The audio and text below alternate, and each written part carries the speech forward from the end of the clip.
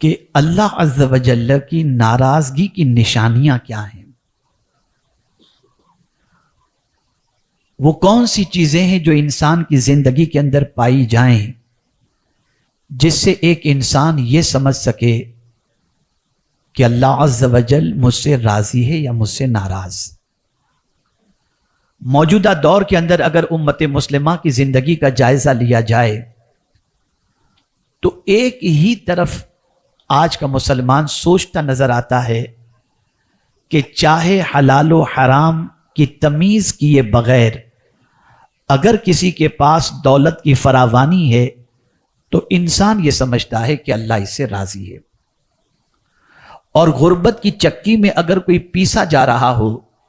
لیکن اللہ اور اس کے رسول کی نافرمانی نہ کرتا ہو تو انسان مالی بحران کے شکار کی بنیاد پر اس کے سلسلے میں یہ نظریہ قائم کر لیتا ہے کہ اللہ اس سے ناراض ہے۔ ہمیں قرآن و حدیث کی روشنی میں یہ سمجھنے کی ضرورت ہے کہ اللہ رب العزت جل جلالہ جب کسی بندے سے راضی ہوتا ہے تو اسے کیا عطا کرتا ہے، اور جب کسی بندے سے ناراض ہوتا ہے تو اس کی ناراضگی کی نشانیاں کیا ہیں، تاکہ ہم اپنے بارے میں یہ فیصلہ کر سکیں کہ ہم جس راستے کے مسافر ہیں یا جس طریقے کی ہم زندگی گزار رہے ہیں اس زندگی میں اللہ کی ناراضگی کی نشانیاں کتنی ہیں اور اللہ عز و جل کی رضامندی کی نشانیاں کتنی ہیں۔ سب سے پہلی بات اللہ عز و جل نے یہ فرمائی فَمَن يُرِدِ اللَّهُ أَن يَهْدِيَهُ يَشْرَحْ صَدْرَهُ لِلْإِسْلَامِ، اللہ جس بندے سے ہدایت کا ارادہ کرتا ہے اس کے سینے کو اسلام کے لیے کھول دیتا ہے۔ اگر ہماری زندگی اسلام کے لیے کھل گئی، ہمارا سینہ اسلام اور تعلیمات اسلام اور پیغمبر اسلام صلی اللہ علیہ وسلم کی حیات طیبہ پر عمل کرنے کے لیے ہمارا سینہ کھل گیا تو ہمیں یہ سمجھ لینا چاہیے کہ رب قدیر جل جلالہ ہم سے راضی ہے۔ میرے پیارے آقا صلی اللہ تعالی علیہ وسلم کے پیارے دیوانوں، آقا کریم صلی اللہ علیہ وسلم کے صحابہ کی حیات طیبہ دیکھیں، تابعین کی حیات طیبہ دیکھیں، اہل بیت کی حیات طیبہ دیکھیں تو آپ محسوس کریں گے کہ ان کی زندگی کا سکون سب سے زیادہ جس چیز کے اندر تھا وہ یہی تھا کہ میری زندگی کا اٹھنے والا کوئی بھی قدم اسلام کے خلاف نہ ہو، قانون اسلام کے خلاف نہ ہو، اور ان کی زندگی کی صبح ہوتی تھی تو اسی حال میں ہوتی تھی کہ وہ صبح اٹھنے کے بعد اس بات کی فکر کرتے تھے کہ ہمارا اسلام سلامت ہماری زندگی میں ہے یا نہیں، اور اسلام کے فروغ کے سلسلے میں ہم نے کتنی کوشش کی۔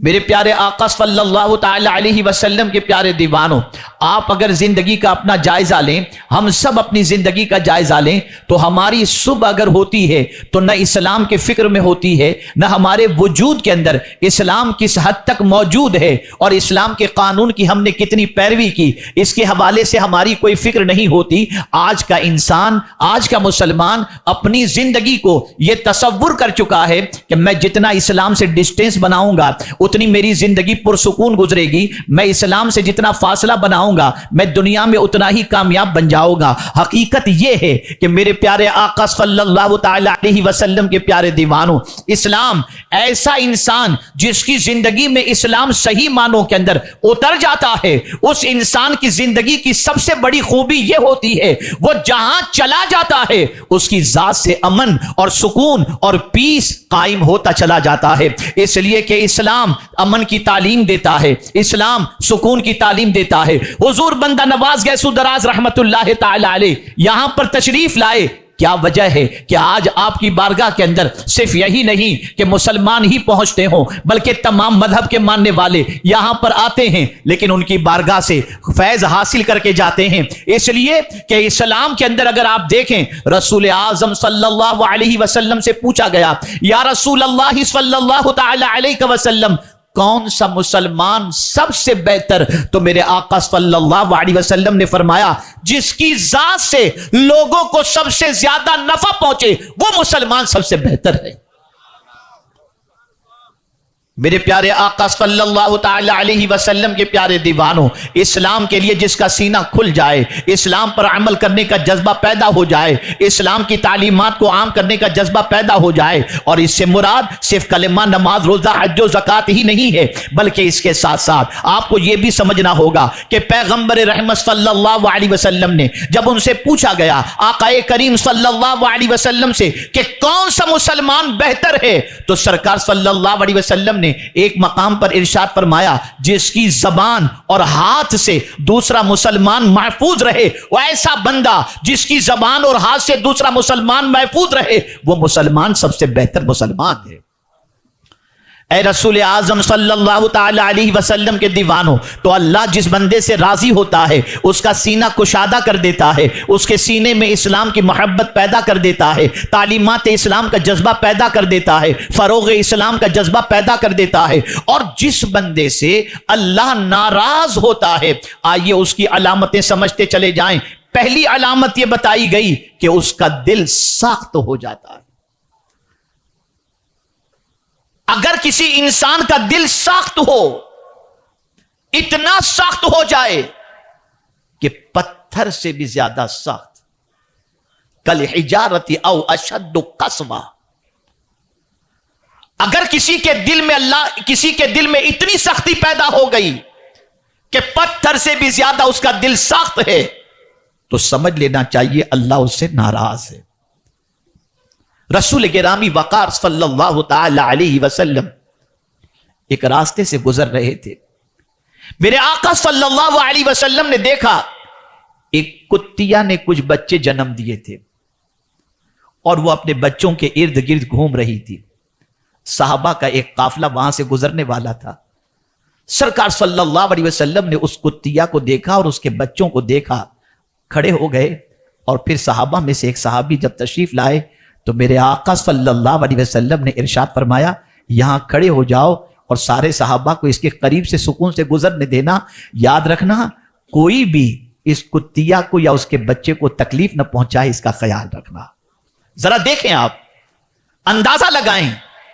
ایک بے زبان جانور پر سرکار کی شفقت اور نرمی کا عالم یہ ہے کہ رحمت عالم نور مجسم صلی اللہ تعالی علیہ وسلم اس کتیا کے بچے کو بھی تکلیف نہ پہنچے، اس کا خیال فرماتے ہیں۔ آقا کریم صلی اللہ علیہ وسلم تشریف فرماتے، ایک چڑیا سرکار کے سر پر گھوم رہی تھی، آقا کریم صلی اللہ علیہ وسلم نے اس کی چہچہاہٹ کی آواز کو سمجھ لیا اور فوراً ایک صحابی کو یاد فرمایا، ارشاد فرمایا ذرا بتاؤ تم میں کون ہے جس نے اس چڑیا کے بچے کو گھونسلے سے اٹھا لیا ہے، جس کی وجہ سے یہ چڑیا یہاں جو ہے مجھے شکایت کرے، انڈے کو کس نے اٹھا لیا ہے جس کی وجہ سے یہ شکایت کر رہی ہے۔ پتہ چلا ایک صحابی نے انڈے اٹھا لیے تھے، سرکار صلی اللہ علیہ وسلم نے فرمایا اس انڈے کو اس کی جگہ پہ رکھ دو، اس لیے کہ مجھے اس کی تکلیف دیکھی نہیں جاتی۔ آپ اندازہ لگائیں، جو اللہ عز و جل کا کرم جس پر ہوتا ہے اس کا دل نرم ہو جاتا ہے۔ آج معاشرے کی پوزیشن یہ ہو گئی ہے کہ میرے پیارے آقا صلی اللہ علیہ وسلم کے پیارے دیوانوں،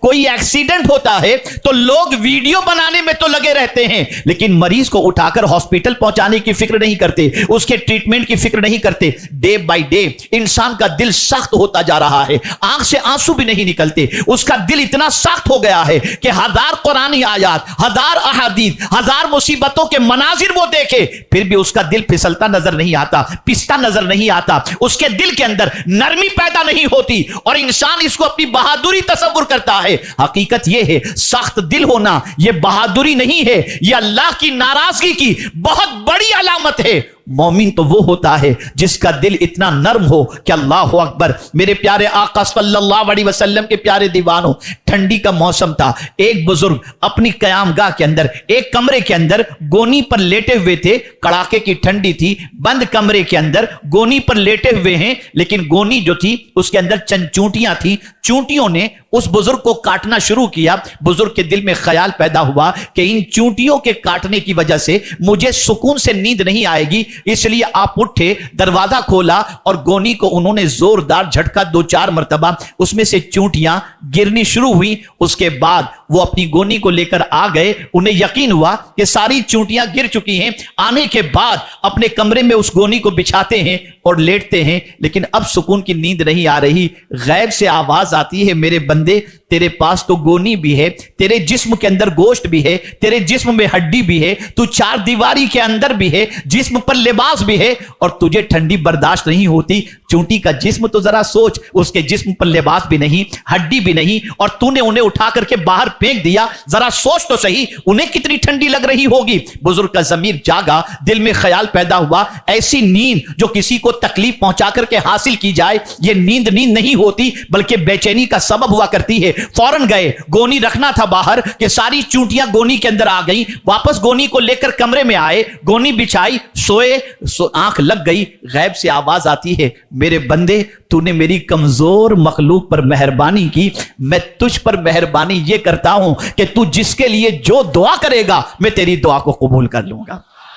میرے پیارے آقا صلی اللہ علیہ وسلم کے پیارے دیوانوں, معاشرے کے اندر پھیلے ہوئے وہ مسلمان جو غربت کی چکی میں پیسے جا رہے ہیں, جو علاج و معالجے کے لیے پریشان ہیں, جو تعلیم کے لیے فیس کے لیے پریشان ہیں, جو دکھ کے اندر اپنی زندگی کی ساعتوں کو گزارتے ہیں, اگر ان کی اس سچویشن کو دیکھنے کے بعد ہمارا دل اگر نرم نہیں ہوتا تو یہ نہ سمجھنا ہم تو آسائش کے ساتھ ہیں, ہم تو آرام کے ساتھ ہیں, یہ تو ان کے کرتوت کا نتیجہ, اس کو کچھ آتا نہیں ہوگا. نہیں, غمزدوں کو دیکھ کر غمگین ہو جانا یہ بھی نبی کی سنت ہے, اور یہ بھی اللہ کا بہت بڑا کرم ہے. تو دل کا سخت ہو جانا یہ اللہ کی ناراضگی کی بہت بڑی علامت ہے. مجھ سے کسی نے پوچھا تھا کہ روح زندہ ہے, اس کی علامت کیا ہے؟ تو میں نے یہی کہا تھا, کسی کا غم اگر تمہاری آنکھوں کو نم کر دے تو سمجھ لینا کہ تمہاری روح زندہ ہے. میرے پیارے آقا صلی اللہ تعالی علیہ وسلم کے پیارے دیوانوں, اللہ کی ناراضگی کی علامت, پہلی علامت دل کا سخت ہو جانا. اور اگر کوئی شخص کسی مجبور, بے کس, پریشان حال کی دستگیری کرتا ہے, مدد کرتا ہے, تو اسے اللہ کا شکر ادا کرنا چاہیے کہ اللہ عز و جل نے اس سے بھلائی کا ارادہ بئی طور فرمایا. کہ رسول اعظم صلی اللہ علیہ وسلم ارشاد فرماتے ہیں, جو لوگوں کی مدد میں لگا رہتا ہے اللہ اس کی مدد میں لگا رہتا ہے. میرے پیارے آقا صلی اللہ تعالی علیہ وسلم کے پیارے دیوانوں, اللہ کی ناراضگی کی دوسری علامت نماز چھوڑ دینا, نماز میں سستی کرنا. اگر یہ عادت ہماری زندگی کے اندر ہے تو یہ سمجھ لینا چاہیے کہ سب کچھ ہوتے ہوئے اگر سجدے کی توفیق نہیں مل رہی تو یہ اللہ کی ناراضگی کی بہت بڑی علامت ہے. اللہ دولت اس کو بھی دیتا ہے جسے پسند کرتا ہے, اور اسے بھی دیتا ہے جسے پسند نہیں کرتا, لیکن سجدے کی توفیق اسی کو دیتا ہے جسے وہ پسند فرماتا ہے. قرآن مقدس نے اس کو واضح طور پر بیان کیا, فخلف من بعدهم خلف اضاعوا الصلاة واتبعوا الشهوات فسوف يلقون غیا. میرے پیارے آقا صلی اللہ علیہ وسلم کے پیارے دیوانوں, نماز میں اگر سستی پیدا ہوتی ہو, نمازیں اگر قضا ہو رہی ہو, تو یہ سمجھ لینا چاہیے کہ اللہ عز و جل ہم سے ناراض ہے. آپ ذرا دیکھیں, آپ اپنے گھر کس کو مہمان بنائیں گے؟ جس کو پسند کرتے ہوں گے اسے مہمان بنائیں گے, یا جس کو پسند نہ کرتے ہوں گے اس کو مہمان بنائیں گے؟ جس کو پسند کرتے ہوں گے اسی کو اپنے گھر کا مہمان بنائیں گے. تو اللہ بھی جس کو پسند کرتا ہے اپنے گھر میں آنے کی توفیق عطا فرماتا ہے. تو اگر نماز چھٹنے کے باوجود بھی ہمارے پاس آسائش کے سارے سامان موجود ہوں تو یہ نہ تصور کیا جائے کہ اللہ اگر ہم سے راضی نہ ہوتا تو یہ سب کیوں دیتا. اللہ جس سے راضی ہوتا ہے اسے سجدے کی توفیق عطا فرماتا ہے, نماز کی توفیق عطا فرماتا ہے. میرے پیارے آقا صلی اللہ تعالی علیہ وسلم کے پیارے دیوانوں، رسول گرامی وقار صلی اللہ علیہ وسلم، جن کو اللہ عز و جل نے تاج محبوبیت عطا فرمایا، ان سے بھی پروردگار نے فرمایا، دو چیزوں کا ذکر فرمایا، اتل ما اوحی الیک من الکتاب واقیم الصلاۃ، جو کچھ میں نے تم پر وحی کی یعنی قرآن، اس کی تلاوت کرو اور نماز قائم کرو۔ اور قرآن مقدس کے اندر ان لوگوں کے کریکشن کا اجر اللہ ضائع نہیں فرماتا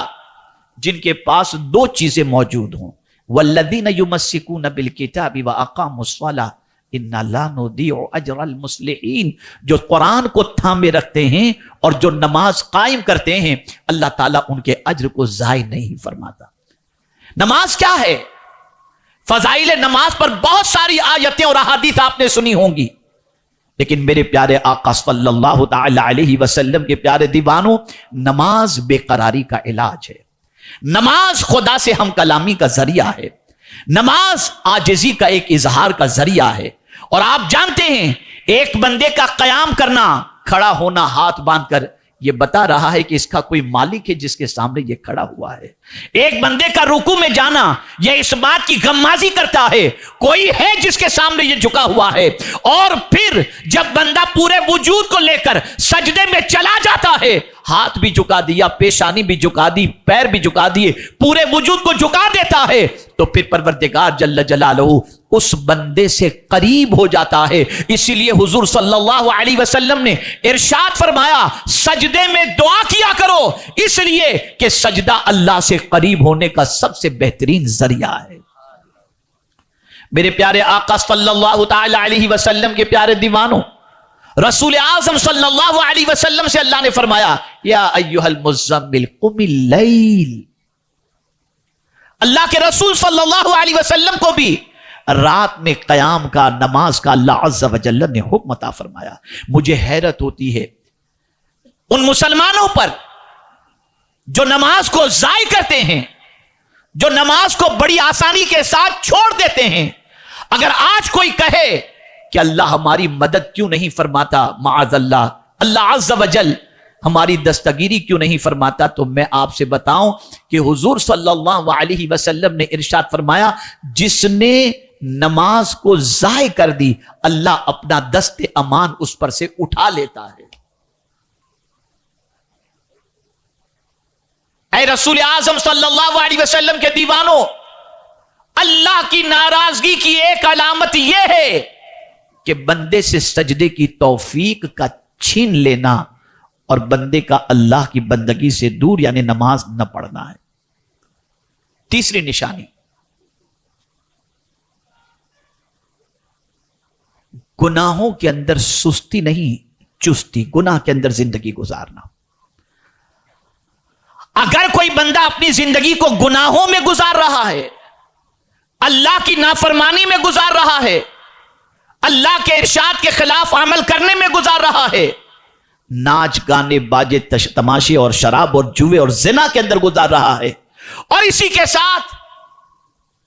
وہ سوشل میڈیا پر ایسی چیزوں کو دیکھ رہا ہے جس کا دیکھنا حرام ہے، یا ایسے کام کر رہا ہے کہ جو کام اللہ عز و جل اور اس کے رسول صلی اللہ علیہ وسلم نے حرام فرمائے، اور اس کا دل اسی میں لگ رہا ہے، تو یہ سمجھ لینا چاہیے کہ یہ بھی اللہ عز و جل کی ناراضگی کی علامت ہے۔ میرے پیارے آقا صلی اللہ تعالی علیہ وسلم کے پیارے دیوانوں، اس لیے کہ وہ شیطان کی دعوت پر لبیک کہہ رہا ہے۔ شیطان کی دعوت کیا ہے؟ الشیطان یعدکم الفقر ویأمرکم بالفحشاء